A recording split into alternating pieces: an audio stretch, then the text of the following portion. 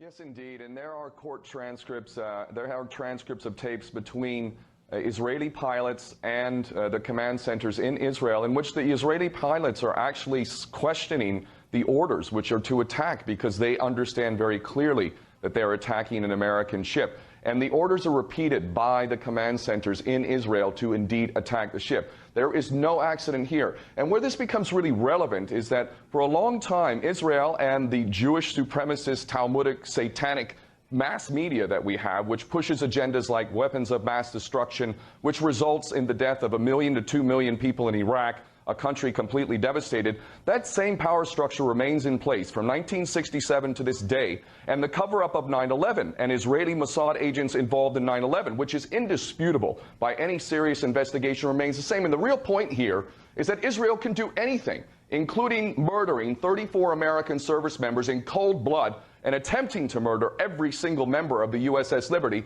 so as to justify a policy which would have sucked American sons and daughters into a third world war, because Israel does not have the integrity nor the courage or any kind of honor whatsoever to go and attack its enemies itself. It uses America and continues to use America as sacrificial lambs to go off and fight their wars so that Israel can expand. This is the bigger issue, and the USS Liberty, as long as the American people refuse to face this and actually make sure that justice is served, we're going to continue to get more of the same of these false flag endeavors to sacrifice more and more Americans. And let us not forget the 22 American service members a day that commit suicide because they've been sent off to fight Israeli wars.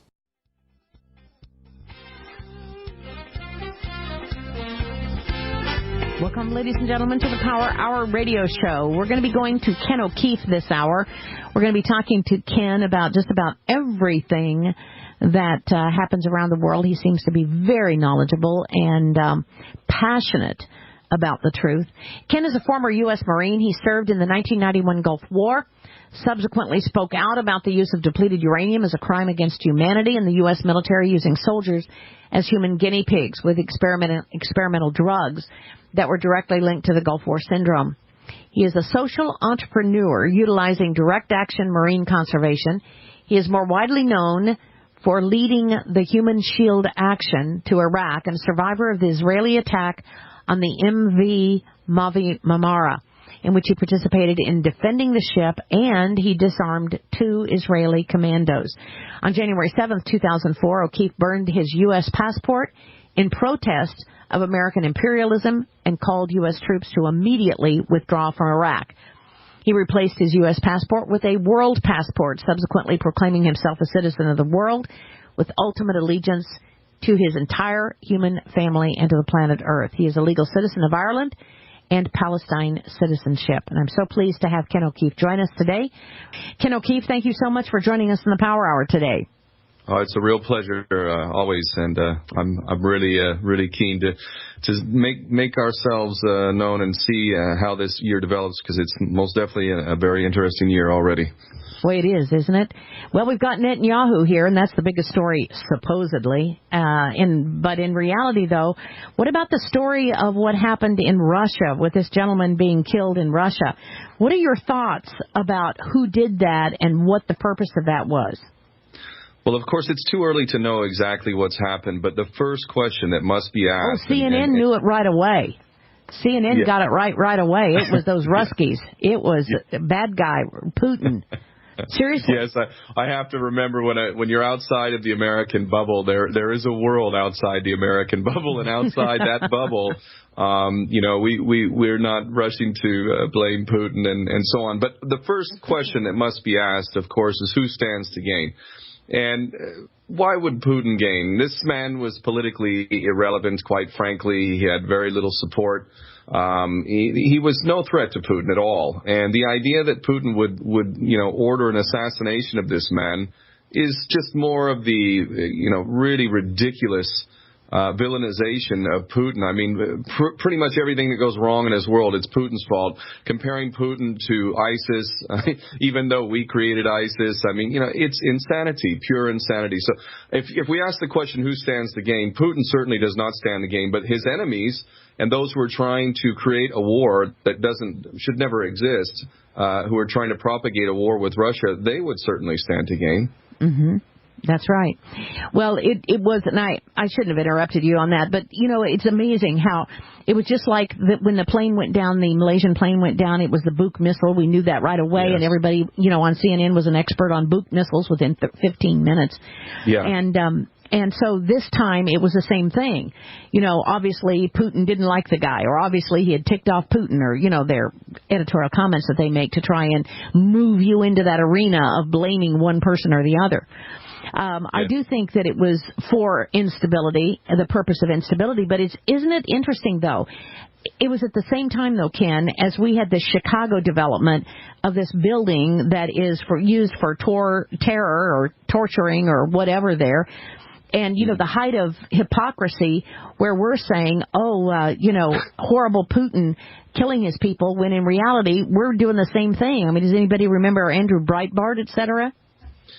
It's pretty amazing. I mean, it just seems that we need to come up with a new word that's beyond hypocrisy, because it's been so hypocritical for so long. It's a different level. It's hypocrisy on steroids. It's uber hypocrisy. I just don't even understand. I remember back in the whole weapons of mass destruction pretext to invade Iraq, thinking, my God, is it really possible that people are even? How is it possible that people are even entertaining the idea of weapons of mass destruction being a pretext for war, especially when it's coming from the biggest purveyor, user, producer, distributor of weapons of mass destruction on the planet? It was insane to me that even if that were the case, even if Saddam Hussein had weapons of mass destruction, which invariably many of them would have come from us, even if he did, it wouldn't have been justifiable. But the fact that it was coming from the United States, it was mind-blowing to me. Yes, and then today the story that the United States has been found to be supplying weapons to ISIL, whatever you want to call them. By accident, right? Yeah, by accident. Oops, another we are so stupid situation, right? Yeah. It's really amazing, isn't it? I mean, they've been caught out. They've been totally caught out. The Israelis are providing medical help to these psychopaths that are running around Syria. This is not disputable either, and Israel simply says, it's on humanitarian grounds. They're not even really denying the fact that they are giving these head choppers medical attention so they can go back to Syria and continue to just completely destroy that country. America, of course, through its proxies, has been funding ISIS, just as it did Al-Qaeda and even al-Nusra Front. All of this is part of our master plan to maintain perpetual conflict, because how can we justify the military-industrial complex unless we have never-ending war? We can't have peace. That's no good at all. But, for a sane person who thinks, my God, what's wrong with the world? None of it makes sense. But when you think of it from the perspective of a psychopath who is well invested in the military-industrial complex and the financial enslavement of humanity, war is the best thing ever. And I believe even on a spiritual level, those who are running the world, it's beyond even the greed and the power. There's a spiritual dimension to it. They actually feed off of us killing each other, and they love it when we are really just tearing each other apart. Mm-hmm. The idea that the United States can only do one thing, and that is kill people, has kind of caught on here since 1991. That's all we're doing now in the name of foreign relations, is killing more people. And I just am astounded that people are continuing to go along with this. I was going over the amounts of money now that we're going to be giving Israel again. I mean, millions and millions and billions of money that people just hand over on April 15th and don't even question that we are arming, aiding and abetting a country that is going up against another, so they can go up against another country that doesn't even have the ability to bring any weapons into their country to fight back. It really is amazing. Actually what is even declared by the United States, what it gives to, what the taxpayers of America give to Israel is much, much less than what is actually being given. I can't believe it's escaping me right now. Patriot, James Traficant, he said flat out in a Fox TV interview that Israel gets $15 billion a year when you factor in the trade compacts and the military assistance and all of the things combined. it came out to about $33,000 per American citizen per year that is being given to Israel. Now, this man was a six-term politician, congressman. He was definitely in the know, and I wouldn't disagree with him. The bottom line is the American taxpayer, while they don't have enough funding for proper infrastructure, medical care, education, is flipping the bill for the richest country in the Middle East, which is stirring the pot and helping to justify the military-industrial complex policy of never-ending war. It's insanity, any way you cut it. Never-ending war. And I think... I don't know what you think is going to happen with ISIS or ISIL if this charade is going to continue in this fashion. But do you think we will send our own troops over there to fight this imaginary cartoon group of people?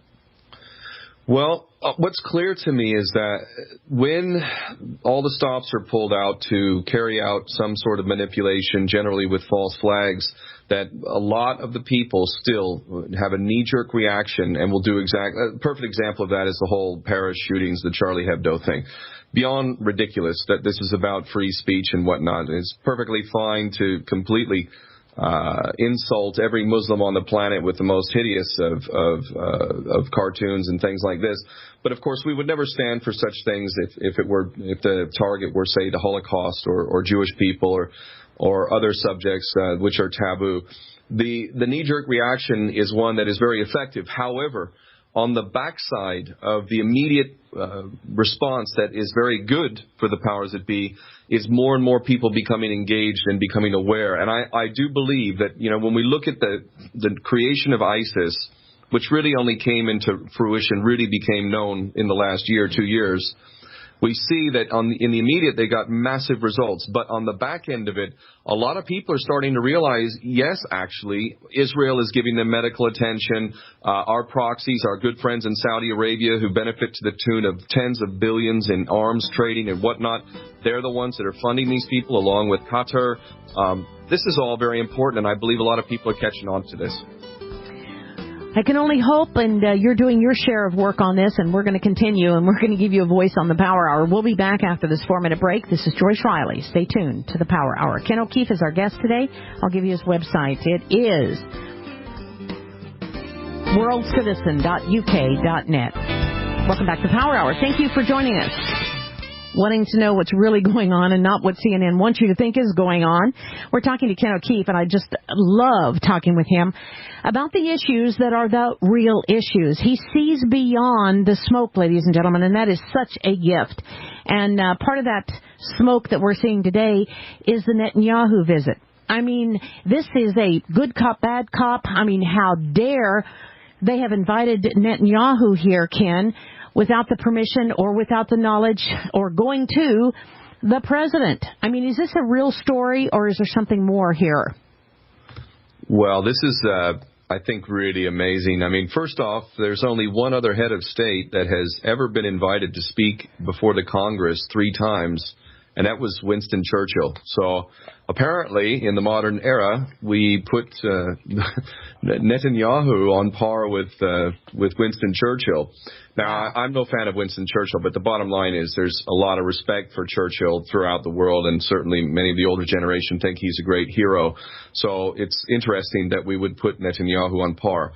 Aside from that, I'm definitely a firm believer in the understanding that the world is run by people who are in the shadows, behind the scenes. They own and control the major banks and effectively have control the money. They have an infinite supply of money. With that money, they have bought everything and everyone that can be bought. So when we look at all of these people in front of us, prime ministers and presidents and so on, these people are all puppets. And this would explain why their policies are generally the same. The image may be slightly different, but the actual policies remain the same. And that's because they're not representing the interests of the people. They're representing the interests of those who control them, and that would be those who control the finance, the money.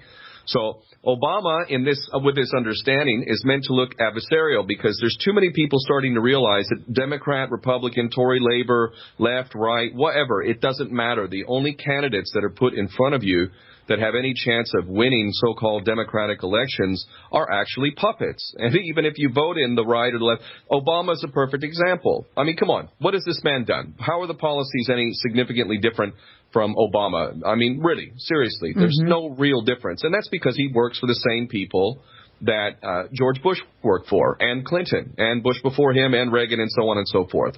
The last president that had any integrity was John F. Kennedy. And I'm actually becoming more and more proud of America in knowing that at least we had one president that was genuine, real, a real patriot, an honorable man. And, of course, he paid a price. And that brings us back to Israel. And a lot of the things that Israel is doing today would have been stopped had Kennedy not been killed. And I don't see that as being a coincidence either. Well, I think that when we look at this whole thing, since probably Kennedy is the time that some of us started figuring out that something is wrong here, we realize that what we see is not what is real at all. And behind all this are the powers that bring these things into being. And Obama is nothing more than one of those puppets that is doing exactly what he's told to do. But what do you think that the game that they're playing between Netanyahu and Obama is? You know, Netanyahu, Obama, Boehner, the House. What is this all about? I mean, what are they trying to get across to the people? This is extremely important for them, because what they are trying to achieve is to make it look like there are truly adversarial elements within a democratic society. If people firmly believe and understand the truth, which is there is no difference, these people have different faces, some are black, some are white, some are left, some are right, doesn't really matter.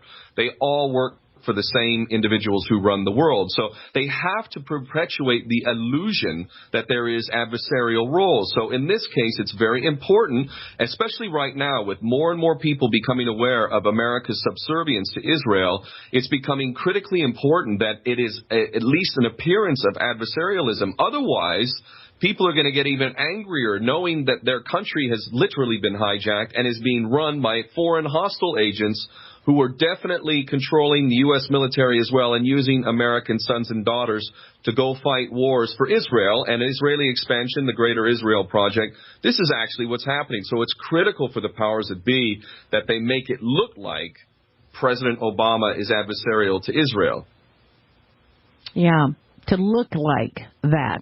In reality, you know, we're writing checks as fast as we can, or, you know, sending money via computer to them as much as we can. I mean, we're arming that country with billions of dollars that we don't have, number one, and that our people, if they only understood, they are allowing this money to be taken out of their paychecks to pay for nothing but weaponry to go and kill innocent people. We'll be back after this 3-minute break with our guest today, Ken O'Keefe, and we're going to continue to talk about Netanyahu. What is the purpose of all of this posturing, pomp and circumstance? We'll be back. 3 minutes. Stay tuned. This is Joyce Riley. We're talking to Ken O'Keefe today, and the subject right now we're on is about Israel.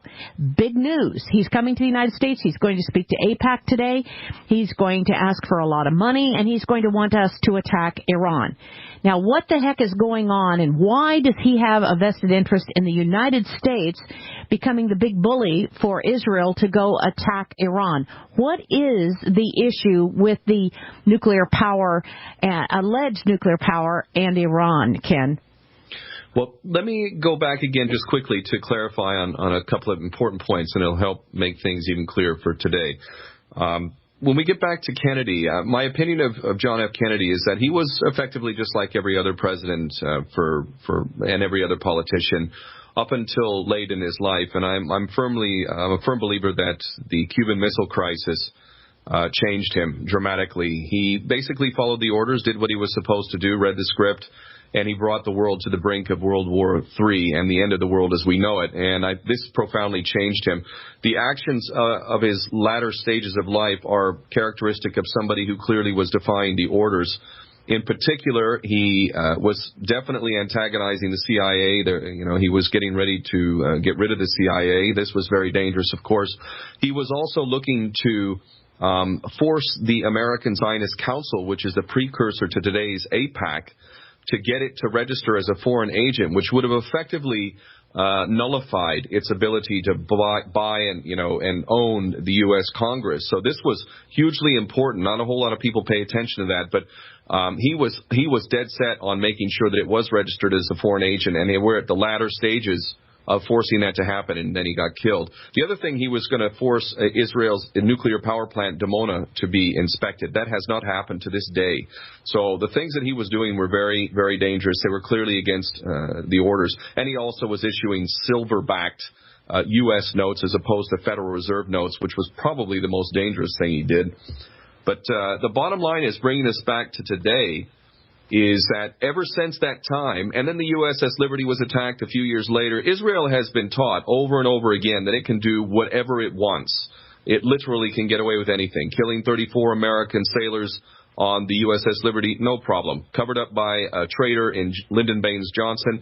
It's done over and over and over again. It has been proven that Israel can do whatever it wants. So when Netanyahu comes here today, he comes with a long history of that understanding. And basically, he's going to come and tell the U.S. Congress what they are going to do.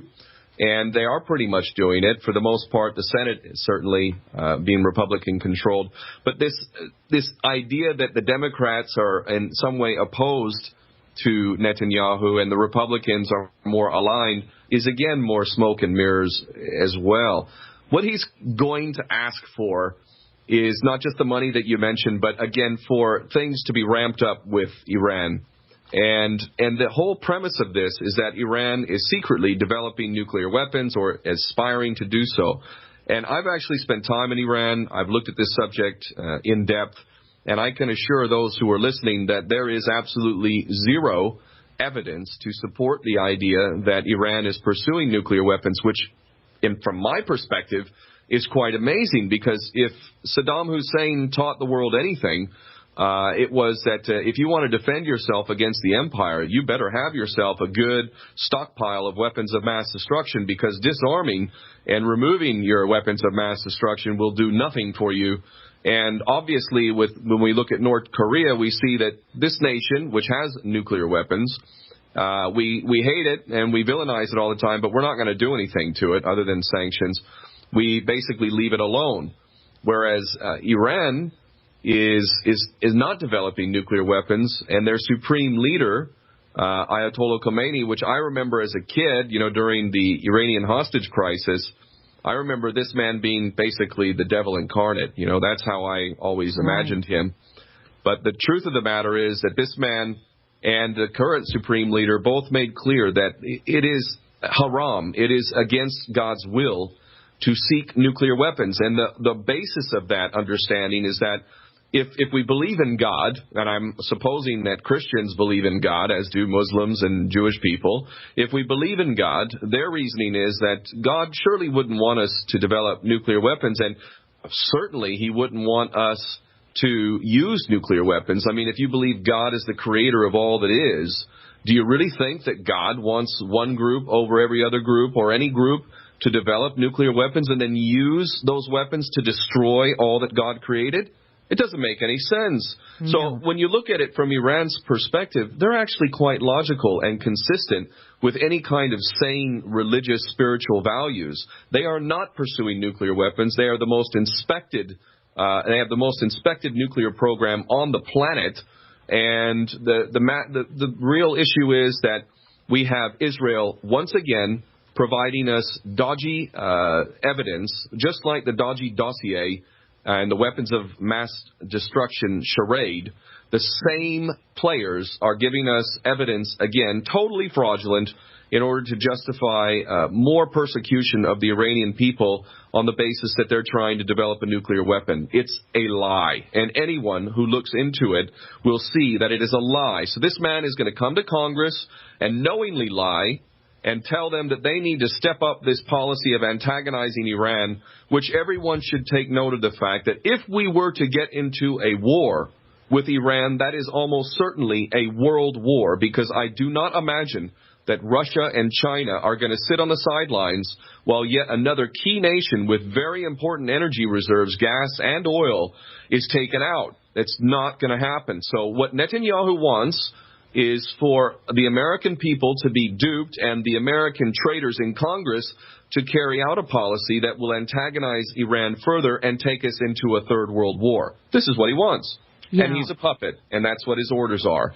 So Interesting. Well, you know, we are shown by our master media here in this country some grainy file footage that looks like people that might be from Iran with some flasks in their laboratories, and we're told that means they're making nuclear weapons.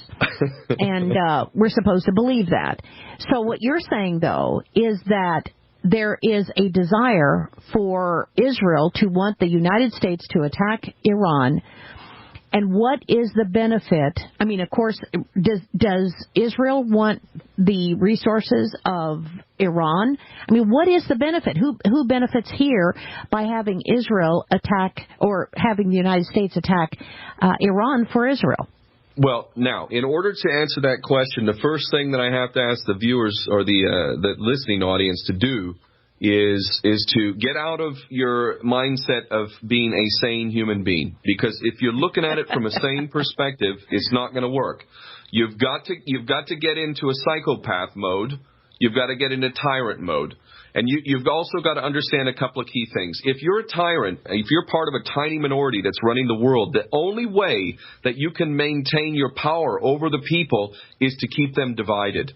Never can you allow the people to come together. You can't allow peace. You can't allow prosperity because people will naturally come together. They will cooperate with each other.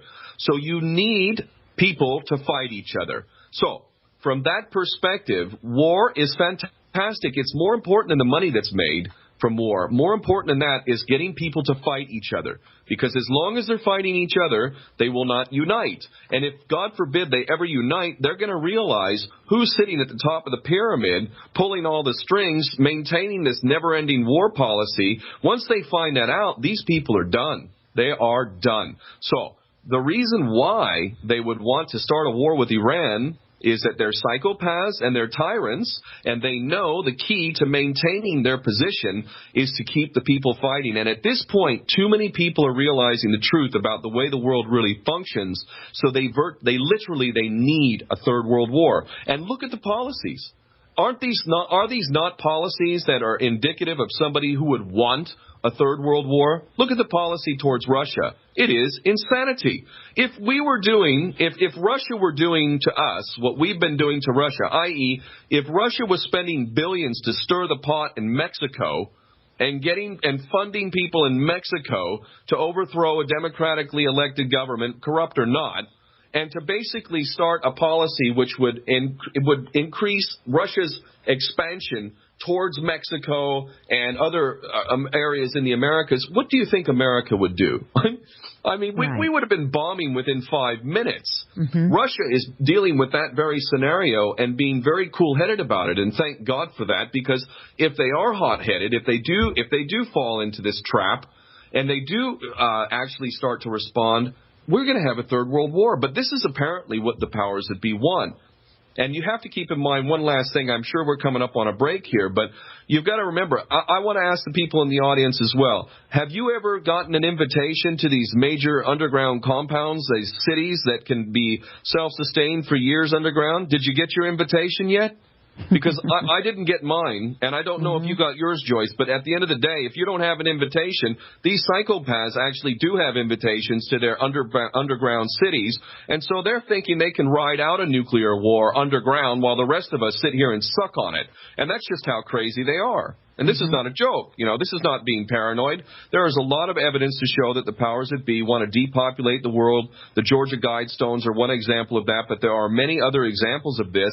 The powers that be are very aware that people are coming together. Despite all of the lies and all of the instigation of problems, the false flags and whatnot, people are coming together. Their knowledge is increasing. Their understanding of false flags, of the financial fraud, the system that is running the world is too much, and they need to have a third world war. So this is what they're doing. Yeah, they have to have a third world war.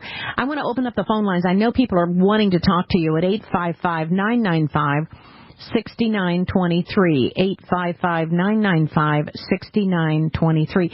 It just feels so good to hear what you're saying, because it makes so much sense out of all the other stuff that we've been told and all this good cop, bad cop game playing that we are subjected to. That is, if you watch television, and some of us are subjected to it more by our own desire than others. And a lot of our listeners just don't watch television, so they don't know the kind of pressure that is on right now. But there is pressure for the United States to go to war with Iran, and to the point where I can't even believe that they are bringing Netanyahu before Congress to talk about the importance of basically beating up on Iran. I can't believe it. I mean, I'm going to be fascinated by how he couches his story tomorrow. I hope he doesn't bring that little bomb thing, remember, that has 70, 80, and 90% on the bomb. That was just like the stupidest cartoon thing I've ever seen a person do, especially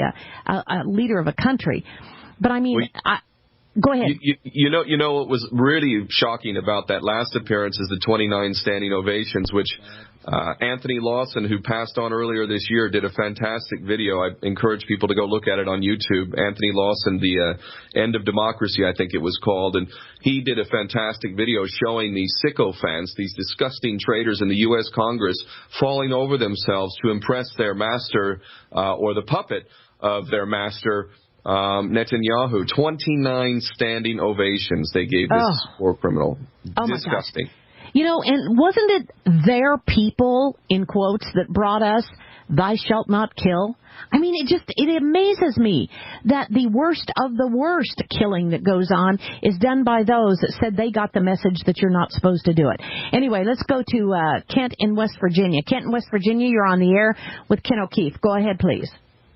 Yeah, well, just a few minutes ago up on my RT feed, it says, quote, Jordanian king urges World War III to defeat ISIS threat. So we'll see what's going on. And I've heard you... okay, you said World War III, the Jordanian king. Say that again, because you... It just came up on RT. It says, the headline is, Jordanian king urges World War III to defeat ISIS threat. Wow. So we know where we're headed. I've heard you several times, Ken, on Iranian radio. They construct these debates, and there's some guy from San Francisco that I think is on there quite a bit. And the thing that I've often thought, and you're the type of high-profile and combative guy that could always do it, but this anti-Semitism, this thing that they always throw out, and it seems to me like, now I know this is asking you to be sort of take a sort of a gutter approach, and whereas you're very intelligent, intelligent arguments can't defeat these people, and you just got to start calling them anti-non-Semites. Calling them what? You keep blacking out. Anti-non-Semites. Anti-non-Semites. Yeah. In other words, it's just like a childish little school game where you're this and you're that, and that's the only way to defeat them, I think, And I just want to suggest it to you because I know that you're the type of guy that could do it and really challenge him on that and just put that Roman gung-ho into it, and it's just an idea I've always had. Yeah, I can see where you're coming from. These people. I wish they would put on these debate programs some of their top people, but they'll never do it. They have their little whorehouse known as the mainstream media that they can frequent, and in that whorehouse they can say whatever they want and be unchallenged, and it's all good.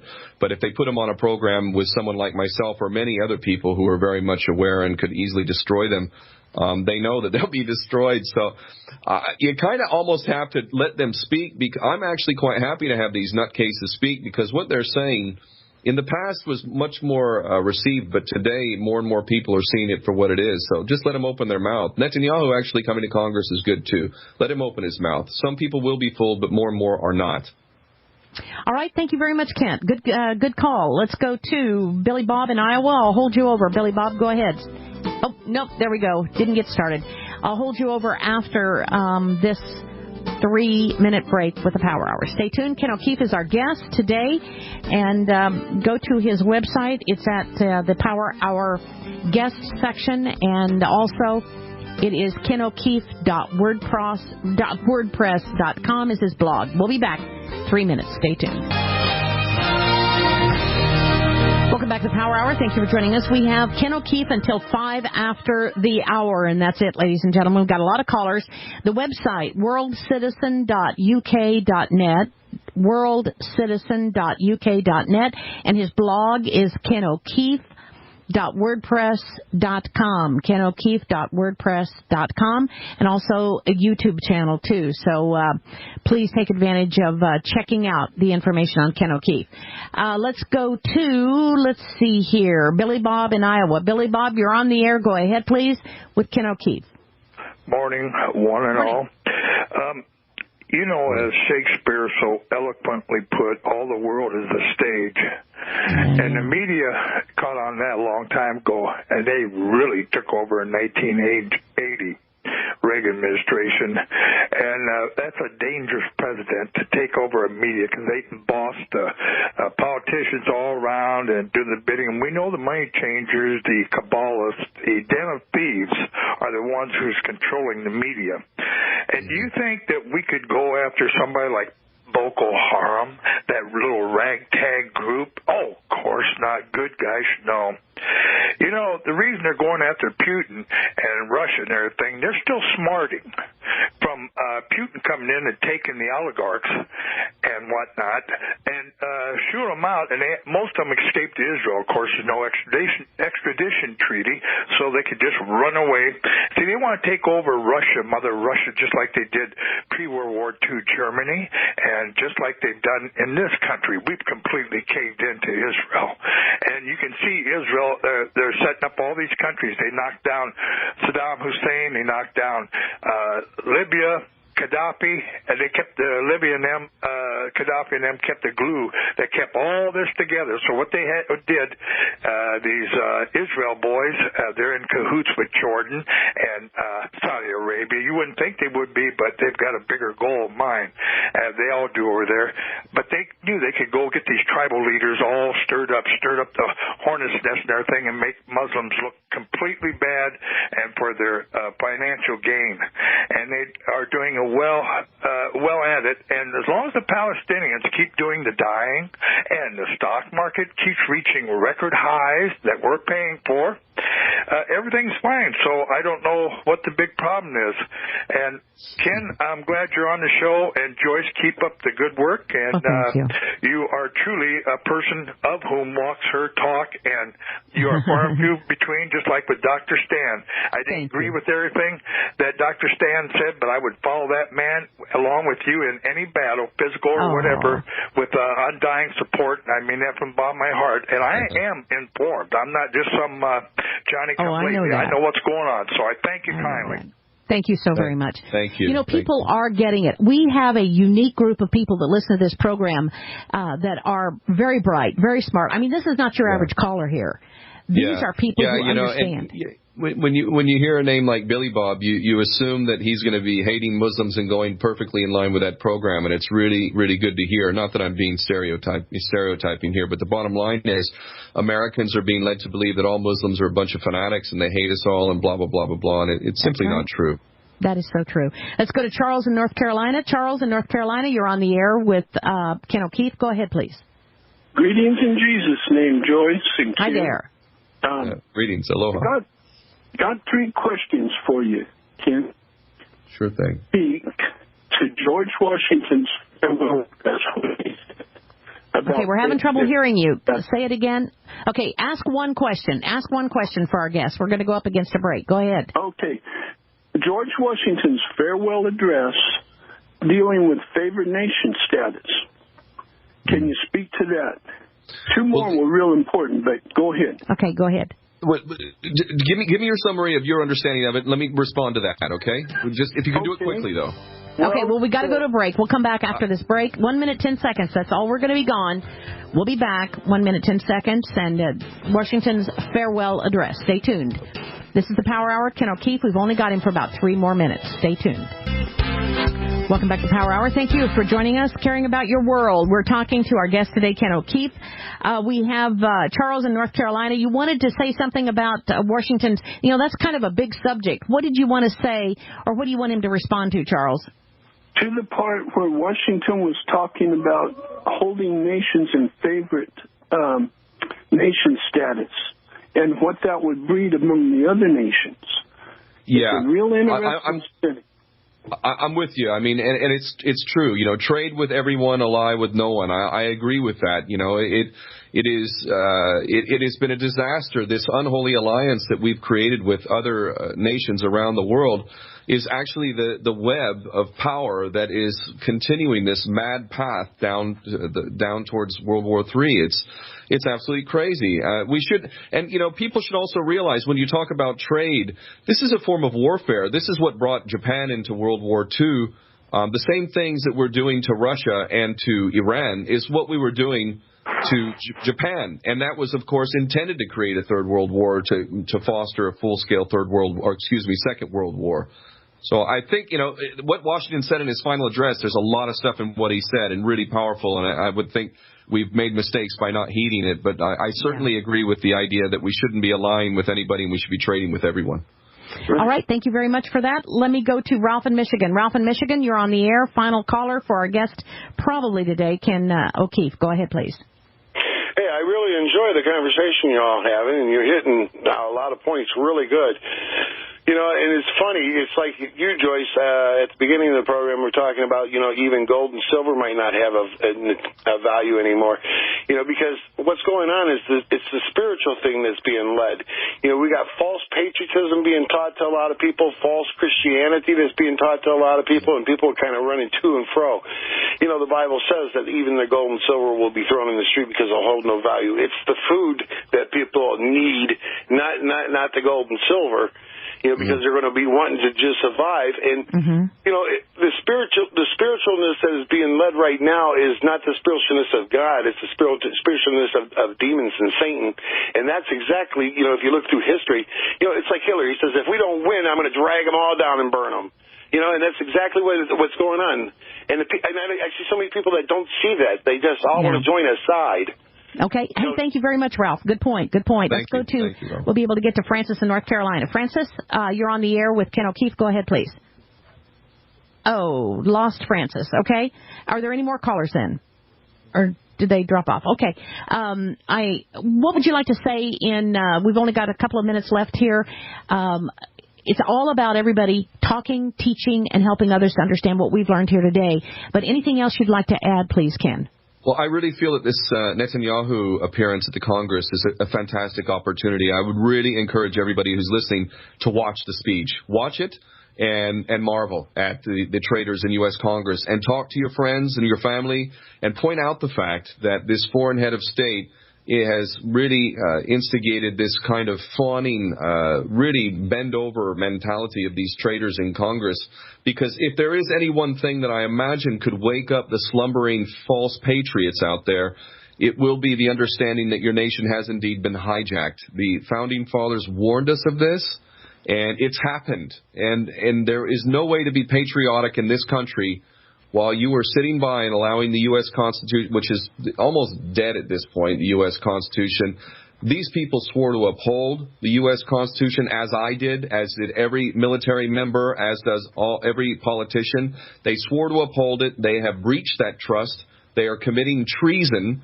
And to support a government and a military, quite frankly, those at the head of the military who are carrying out policies of a hostile foreign agent, that is not being patriotic. And my hope is, and my belief is, that the American patriots will rise at some point, and that's going to compel us to arrest the traitors in Congress and the White House. Absolutely, absolutely. Ken, thank you so much for joining us today. We look forward to having you on next month again with us. And you are amazingly outspoken in such a way. You are so articulate, and you've got such a handle on what is happening. Oh, one quick thing. CNN's going to be doing a big special on what happened to the MH370. I'm sure they'll have an answer for us. Do you have an answer about what happened to the MH370?